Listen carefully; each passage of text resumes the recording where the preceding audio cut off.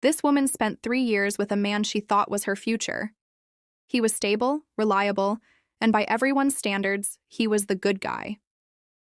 But one decision, just one choice about a friendship, destroyed everything between them. And here's what shocked her most. She didn't fully realize what she'd lost until it was gone. Hi, I'm Emma, and on this channel, we explore the real stories behind relationship breakdowns that nobody talks about. Today, we're diving into a story about boundaries, betrayal, and the moment someone realizes they've made a choice they can't take back. This is the story of how a woman lost her boyfriend, her stability, and her peace of mind, all in the span of one night that changed everything. Her name was Sophia. She was 24 years old, and she'd been with Marcus for 3 solid years. They lived together in a modest apartment in the city, and from the outside, their relationship looked like what people would call stable. Marcus had a good job. He paid most of the bills without complaint. He wasn't the type to go out partying every weekend or disappear with his friends. He was home most nights, and he showed up when he said he would.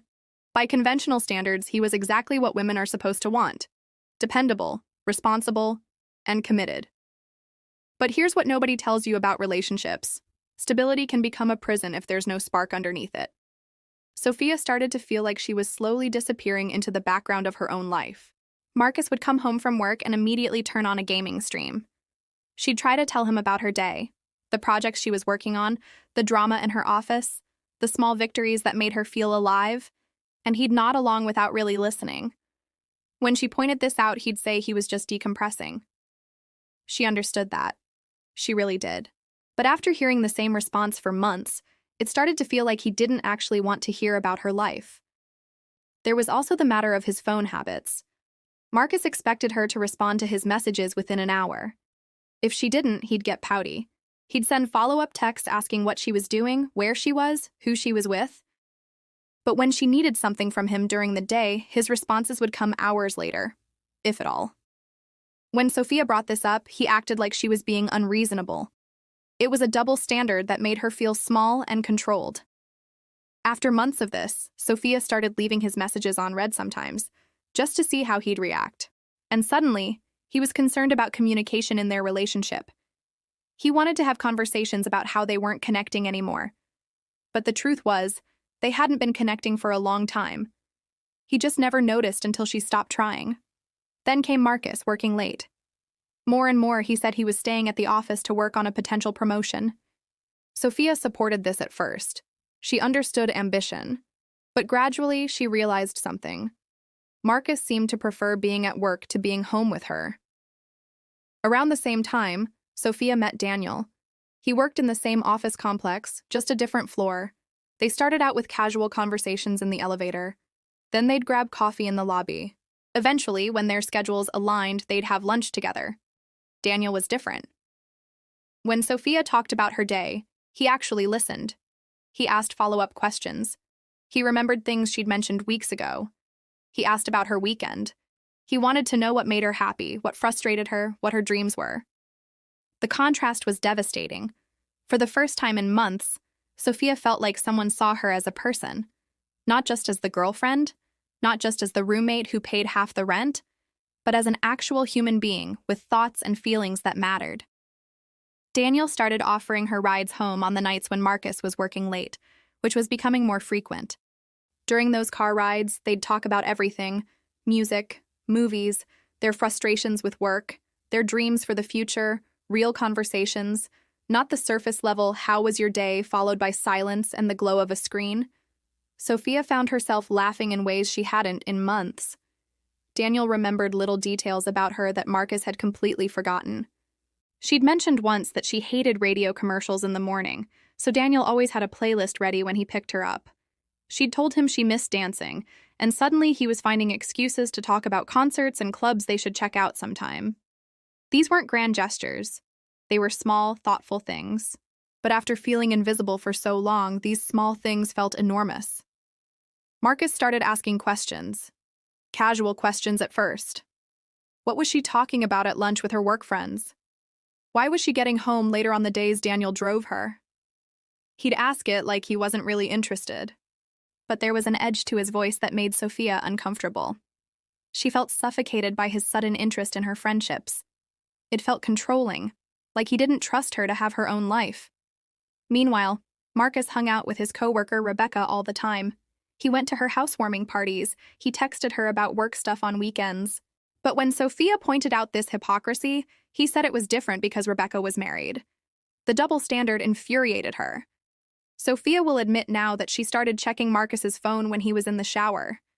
She tells herself it was because his sudden interest in her friendships made her suspicious about his own. But when she looked through his phone, all she found was boring work conversations and gaming group chats. Nothing incriminating. Somehow that made her even more frustrated. If he was cheating, at least it would explain why their relationship felt so stale and disconnected. But he wasn't. He was just boring and unavailable and checked out.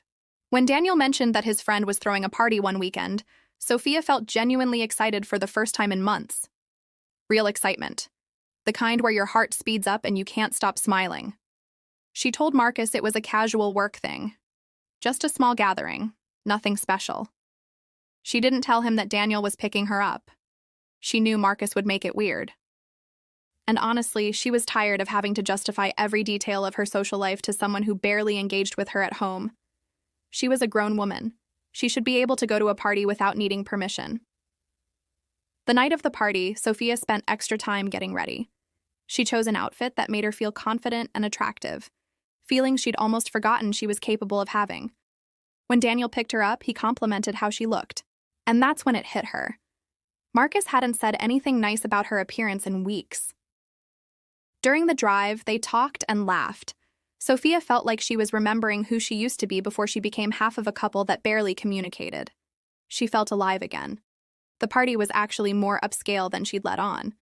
But she hadn't wanted to tell Marcus that because she didn't want him to feel left out or awkward. And truthfully, she wanted one night where she could just be herself without worrying about managing his social anxiety or making sure he was comfortable. She was exhausted from always being the one who had to adjust, who had to smooth things over, who had to take care of his emotional needs. Daniel introduced her to his friends as his brilliant coworker, and these people actually seemed interested in talking to her. They asked about her work. They asked for her opinions on things. When was the last time Marcus had introduced her as anything other than my girlfriend? That night, Sophia laughed more than she had in months. She felt attractive and appreciated in ways she'd forgotten were possible. These people made her feel interesting and valued. It was intoxicating. As the party went on, she and Daniel ended up talking alone on the balcony. The conversation became deeper, more personal. She opened up about feeling taken for granted, about missing the excitement and passion that used to exist in her relationship with Marcus, about feeling stuck. Daniel listened without judgment. He shared some of his own relationship struggles from past experiences. He made her feel understood in a way Marcus hadn't in a long time. When someone mentioned an after-party at Daniel's place, Sophia said yes without really thinking about Marcus waiting at home. She was having fun. She was feeling alive. She didn't want the night to end. She justified it by telling herself that Marcus would probably just worry unnecessarily anyway. And what he didn't know wouldn't hurt him. Plus, he'd probably just fallen asleep on the couch waiting for her, like he usually did on weekend nights. It wasn't that big of a deal. At Daniel's apartment, the group was smaller and more intimate. The conversations went deeper. They talked about their dreams, their frustrations with work, their relationships. Sophia found herself being honest about feeling trapped and unappreciated, about missing the feeling of being wanted by someone who actually saw her as a person rather than just a comfortable routine. Daniel was understanding, validating. He talked about how relationships can become stagnant when people stop making effort, how easy it is to take someone for granted when you see them every day. His perspective made Sophia feel less crazy for the thoughts she'd been having.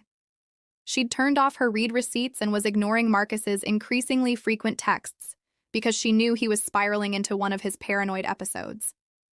The last thing she wanted was for him to ruin her first good night in months with his insecurity. As the night went on, people started leaving. Sophia and Daniel found themselves alone. Their conversation became even more personal, more intense. Daniel talked about how he could see that she was unhappy, how someone like her, someone intelligent, beautiful, and interesting, deserved to feel appreciated and desired. For the first time in months, Sophia felt truly seen by someone who actually cared about her feelings and thoughts. The emotional intimacy was intoxicating after months of surface-level interactions with Marcus. Daniel made her feel intelligent, attractive, valued, in ways Marcus had stopped doing long ago. They talked until the early morning hours, and when things became physical between them, it didn't feel like a moment of weakness. It felt like the natural progression of an emotional connection that had been building for months. When morning came, Daniel offered to drive her home. They sat in his car outside her apartment building for another hour, talking and making plans to see each other again during the week. Sophia felt more connected to another human being than she had in her entire relationship with Marcus.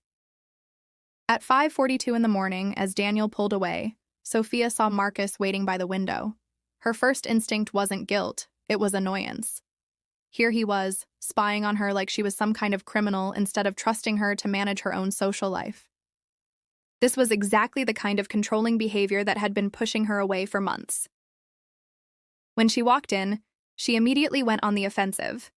Instead of asking if she'd had a good time or showing genuine interest in her evening, Marcus's first response was suspicion, accusations, questions she felt were invasive and controlling. This confirmed everything she'd been feeling about how suffocating their relationship had become. When he started questioning her about the party, about why she was so late, Sophia made it clear that she wasn't going to be interrogated like some teenager coming home past curfew. She was a grown woman. She should be able to have friends and attend social events without providing a detailed itinerary to her boyfriend. His paranoia and need to control her social life had become unbearable. When Marcus pressed for details, Sophia used her emotions strategically. She let her eyes fill with tears because she knew they would make him feel guilty for not trusting her. Why should she have to defend her right to have friends? The fact that he was more focused on his own insecurity than on whether she'd had a good time told her everything she needed to know about his priorities. When Marcus asked direct questions about Daniel, Sophia made him feel crazy for being suspicious of a work friendship. She pointed out how paranoid and controlling he was being. She told him his jealousy was destroying their relationship. She said it was exhausting to constantly reassure him about every male friend she had. Then she brought up every way he'd disappointed her. Every time he'd chosen work or gaming over spending time with her. Every way he'd taken her for granted over the past year.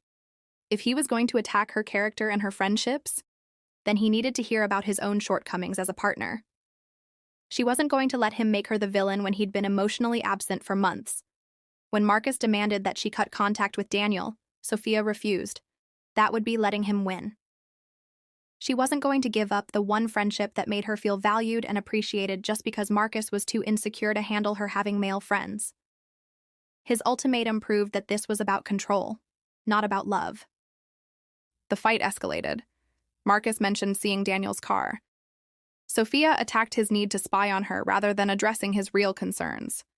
Why was he watching out the window like some kind of stalker instead of trusting her? She told him his jealousy was the real problem, that she'd been walking on eggshells for months trying not to trigger his paranoia. She was done accommodating his emotional issues. If he couldn't trust her to have friends and a social life, then maybe they weren't compatible after all. Then Marcus said something that shocked her. He was done. He told her she needed to move out. Sophia thought he was bluffing. He'd made empty threats before when he was upset. She figured this was just another attempt to control her through emotional manipulation. But Marcus started making concrete plans. He changed passwords. He talked to the landlord about the lease. He started packing his things. Suddenly, it was real. Instead of recognizing this as a consequence of her own choices, Sophia blamed him for giving up on their relationship without trying to work through their problems. He was abandoning 3 years together because he couldn't handle her having friends. In the weeks that followed, Sophia discovered something that devastated her. Daniel wasn't as invested in developing their relationship as she'd thought. When she tried to spend more time with him outside of work, he seemed less available, less interested. Eventually, he casually mentioned that he'd started seeing someone else. Like their connection hadn't meant anything significant to him at all. The realization that she'd thrown away her stable relationship for someone who was just enjoying the attention and excitement of the situation hit her hard. But even then, she couldn't fully accept that this was her fault. She'd been lied to and used by Daniel, who had led her to believe their connection was more meaningful than it actually was. Sophia struggled with the practical realities of living alone, managing all the bills by herself, dealing with the social fallout of her choices. Friends started taking sides. Many of them thought Marcus was the victim. Cole moved on pretty quickly. He was with someone new within a few months, someone from his workplace who appreciated his stability and didn't mind his protective nature. Seeing them together at social events was painful, not because Sophia missed him, but because it was frustrating to watch him be happy with someone else when he'd made her feel so unappreciated and trapped. Her work environment became uncomfortable. Word had spread about the situation with Daniel. People treated her differently, like she was some kind of drama creator. The whole situation affected her professional relationships in ways that felt completely unfair. And here's the heartbreaking truth. Sophia still struggles to take full responsibility for her choices. She still maintains that the real problem was Marcus's inability to trust her. She still tells herself that if he'd been more secure and supportive, none of this would have happened. But sometimes, late at night when she's alone in her apartment, she wonders, what if she'd been honest from the beginning? What if she'd communicated with Marcus instead of sneaking around? What if she'd chosen to fight for her relationship instead of giving up on it? The truth is, we all have moments where we justify our choices, where we convince ourselves we're the victim instead of looking at our own actions. But growth means acknowledging the hard truth. Sometimes we're the ones who break what was ours to break. If you found this story moving, I want to hear from you. Did Sophia make a mistake she could have avoided? What would you have done differently? Leave your thoughts in the comments below. And please like this video if you found it thought-provoking. Share it with your friends. Subscribe to the Mrs. Emma channel so you never miss these stories about love, loss, and the choices that change our lives forever. I'm Emma, your storyteller. Thank you for being here. We'll see you in the next one.